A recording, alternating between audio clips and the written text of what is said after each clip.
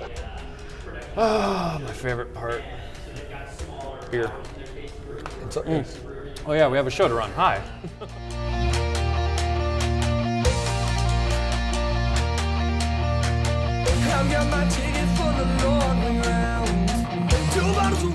Welcome to What's on Tap. I'm Aaron Heiss. I'm sitting here with After the Com. We're at 8-Bit Aleworks, and we're going to see what's on tap. So, Cody, Logan, how are you guys? Pretty good. Thank you for having us. Living the dream, drinking a beer on a Saturday morning. What more can I ask for? Exactly. Good way to start the day. So I'm excited to talk to you guys. I had the pleasure of seeing what's going to be your latest single, and that is Stuck on Repeat. So for those of you that don't know, their music video will be coming out October 5th. So definitely tune into their website, check that out as soon as it drops. And I've got to say, based on the 3 singles that you guys have released, you have Porcelain, Captive, and then you also have Stuck on Repeat. Not in that order, to be clear, but Stuck on Repeat will be the last one that you guys have released for this year. Let's talk about this process of releasing these 3 singles in this manner. We put out our EP, I think it's coming up on 2 years, isn't it? Yeah, I think in October. Yeah, it'll be 2 years old. So like, we knew that we had to put out, a good amount of music. The only thing that we had out after that was Greenway. So we had talks of an EP, but then it just ended up kind of shifting over to let's just write 3 complete different songs and have 3 different people record them and put them out. And Captive being like one of the more heavier songs that we've ever done, and then Porcelain, which I feel is like a more chiller. Yeah, it's definitely on the lighter end. Yeah. Captive's like super heavy for everybody that's really into the hardcore. Yeah. And then you got Porcelain, which is much more, I describe it as a lady killer. Like it's the lady song. Everybody loves that one. And then I think Stuck on Repeat is just, for people who have listened to us for a long time, it's more just like not like the same old, but like a safe, like. I think it's right in the middle. It's like raw ATC. Yeah, exactly, that's what it is. Yeah, I've got to say, the video is very complimentary to the song. It's definitely great storytelling, so I'm definitely excited for everyone to see that once it comes out. So tell us a little bit about that filming process. It's definitely different from any other video you guys have done before. Yeah, I was gonna say one of the coolest things we did with this video was the shoulder mount that we had purchased. We bought it on Amazon, we ordered it. Jacob Reynolds is who helped us direct the video, so he did all the filming. Basically, we just had Logan as our main, the protagonist in the story. And we had a lot of really cool shots where he was using the shoulder mount to like kind of pop up and the camera moves with him. So production-wise, it's a little bit higher than what we've done in the past. There's a lot of multiple scenes as well, so it's going to be an interesting story to tell. There were some really cool shots that we were able to do involving that mount. By the way, it hurt having that thing on. Not only that, but like he's like, having me like be realistic. Like, there's a scene where I have to like pop up, and it's like I have very expensive equipment strapped to me. Yeah. And you're telling me to fling forward. So, but it was weird. But after like being able to take those shots and then you can cut them with other ones, we were able to do some cool stuff with the video. So now he's got 6-pack abs, and he's going to try out for the next Thor movie. Sit-ups all day. So it's a good way to work off the beer calories. Yeah, it's funny because we did have to do a couple of shots, so there was a lot of like up. Well, it was quite convincing, so whoever was coaching you did fine. I was gonna say you'd never know, but we had David just off to his right, pulling him up to help him, to give him the boost. He had like the perfect shot to where it was just like your face. Like my arm would be underneath, and David had me like held, and he was just pulling me up. It's good stuff. And you guys had a concert not too long ago. It was right after the Authority Zero show. I want to say you guys were headliner on that, or is that correct? Yeah, we did the headlining show with Waking Things. Yeah. Just before that was the Tucson show, so it was 2 back-to-back. Yeah, it was actually the first time that I think we ever did 2 shows back-to-back. We drove out to Tucson, and what was it called? What was it? That was the Rock Bar? Or no, the Edge Bar. The Edge Bar, yeah, that's what it was. The Edge Bar in Tucson. And we played with, there were bands like what? Fireglass and A Liar Like You. A Liar Like You. They were really cool. And then we drove back. We got home at like 2 a.m. maybe. Yeah, it was like 2 or 3 in the morning. We just went down there, played. The show didn't start till 9 p.m. Yeah. And there were 3 bands, so it was late by the time we left. And then we all came home and just crashed. Yeah, crashed. Woke up the next morning. We had a show to play that day, which was awesome. Yeah, that hometown show was amazing. It was so much fun. We had Waking Things, which were like the coolest, awesome people. They had been on their tour, and I think we were the last show, weren't we? Yeah, they were from Seattle, and they were touring.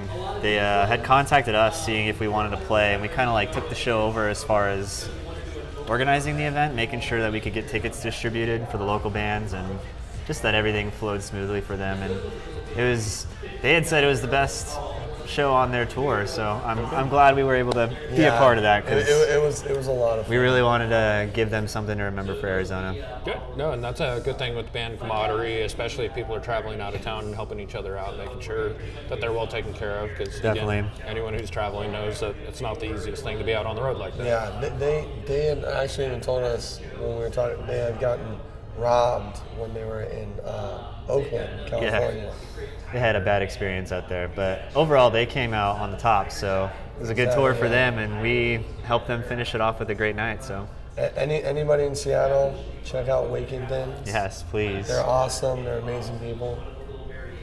And you guys also had a very huge thing come up.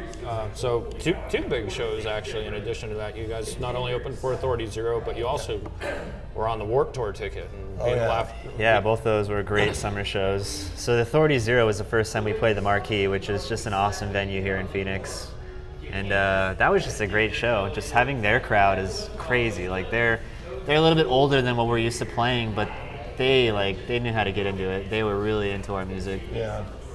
I was meeting people that for like the first time who were coming to see us who were like huge fans. And were, like getting down during shows. The Authority Zero fans are definitely dedicated.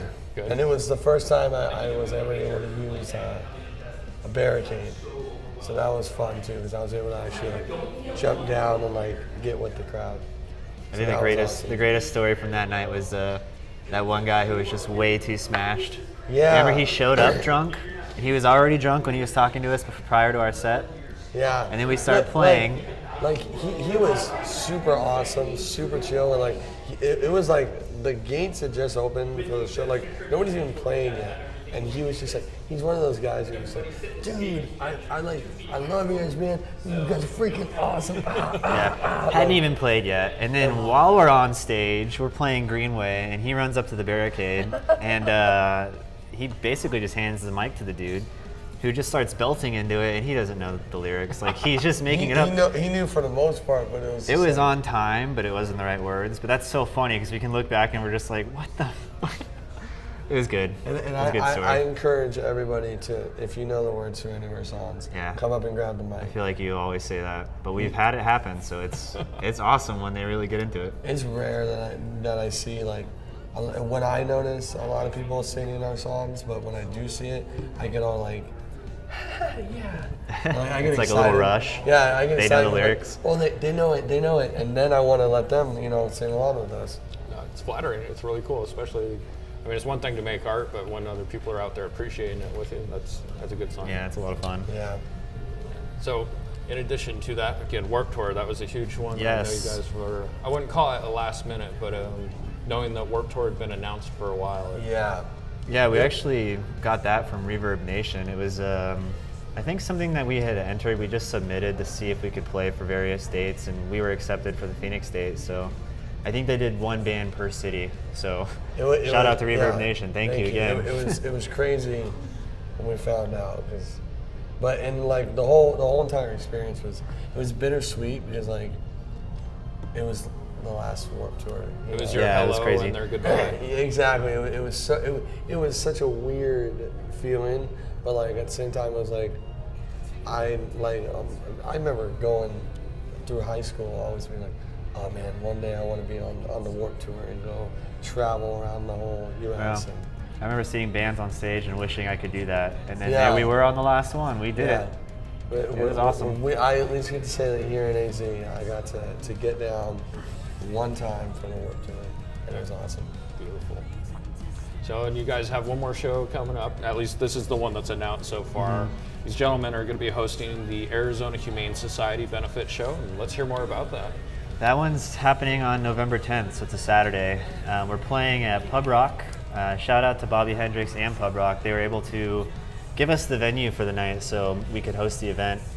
The idea stemmed from the last 2 years. We had been doing fundraisers for the Humane Society. We've always wanted to partner with them, so we were just expanding on ideas. And we started off doing car washes. So this year we just wanted to step it up. And it is the third year for us. So we want to hopefully keep this going on, for as long as we can. So we want to just make it bigger and bigger and bigger. Yeah, the first year was kind of just like we raised money on a car wash and just submitted it.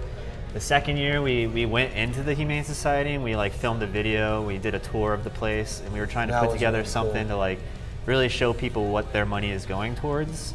And then this year we've just stepped it up to a show. So now we have other bands that are also involved. So instead of just being us raising money, we've expanded that group and really just encourage other people to help raise money for them. So yeah, all of the ticket proceeds 100% are going to the Humane Society. It's only $10 a ticket, which is, I would say, a pretty good price for a show.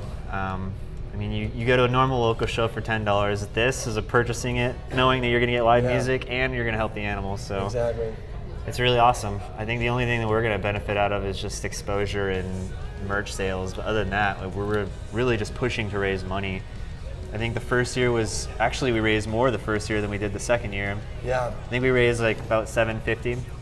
But this being a show, we have a 350 person cap at the venue. So if we can sell 350 tickets, that's a much bigger end result than what we've been able to do in car washes. So that's I think it's just we with everything that we do as a band, we always try to do better and step up the more and more that we do, whether it be with shows, songs, but especially this being the third year with us working with these guys, like I said, we just want to go bigger and bigger and bigger. By the way, they're great at the Humane Society. Everybody's just so cool. Welcoming, and they're just they want to work with us. Obviously, they want help. They want fundraisers, so it's cool to be able to put on a show. As soon as we reached out to them the second year asking about doing a tour with them, they were super on board about it. And we were just coming in, people just working on the fly, and we're just super open and just showing us what they do and everything. They knew who we were after the first year, which was awesome. Yeah, and this being the third year, it's we've already been doing this for so long that they're very flexible with what we're trying to do. So it's awesome that we can partner with them again. Well, guys, there's your call to action. Go ahead and write these guys. After the comm, you can hit them up on Facebook and ask for the pre-sale tickets for the Arizona Humane Society. If we don't see you there, clearly you hate puppies, and we don't want you to do that. A little too much? No, that's good. Perfect. Who doesn't like puppies? That's all right. And cats and other various animals, not just the puppies. All right, guys. Well, let's talk about what's on tap. Well, there's still something. Yeah, it's been good, obviously. It's good. It's really good. Yeah. So again, we're at 8-Bit Aleworks, and we've definitely been enjoying the beer. These are not sippers. These are definitely tasters and enjoyers. So it's not a beer, it's a health potion. Cody, I'm going to go ahead and have you talk off the White Mage since we both are sharing it. Yeah, we both have the White Mage. It's very similar to Blue Moon. It's probably even more flavorful, and I love Blue Moon, so that's a compliment towards the White Mage. It's very smooth. Out of all of them, I think it's the one that I lean towards. Yeah, it's just really easy to drink. I finished. No more. Yeah. One of their specialty drinks, which is the Ryan's Reoccurring Insanity. It is just a super blast of fruits and flavors. Yeah, I tried it. It's very fruity. I mean, obviously we appreciate you guys and the Ale House for having us, so thank you for getting us in. Absolutely. It's really been a fun time. Love the arcades.